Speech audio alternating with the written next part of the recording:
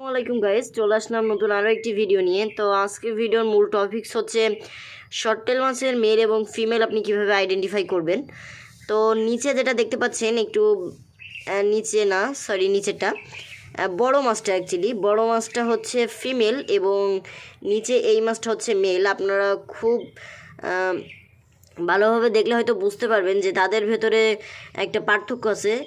যেটা বড় মাছ এবং ফিমেল যেটা, তার কিন্তু লেজটা অমন লম্বা হয়ে নেই। আর মেল যেটা, ওর লেজ কিন্তু প্রচুর পরিমাণে লম্বা এবং হুল হয়ে আছে। তো আপনারা নিশ্চয়ই বুঝতে পারছেন যে মেল এবং ফিমেল কেমন হয়।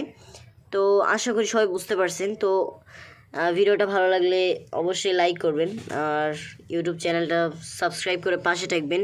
আর এখন থেকে ইউটিউব চ্যানেলে এই ভিডিওগুলো দেওয়া হবে। তো আশা করি আপনারা সবাই বুঝতে পারছেন যে শর্ট টেলের মেল এবং ফিমেল কেমন হয়।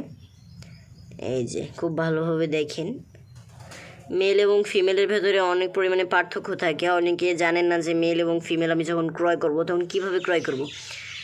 ওপরে মেলটা দেখেন লেজটা কত সুন্দর লম্বা চোখা হয়ে আছে এবং ফিমেলটার কিন্তু লেজটা গোল হয়ে আছে, লেজটা এমন লম্বা না। তো আশা করি সবাই ভালো থাকবেন, সুস্থ থাকবেন।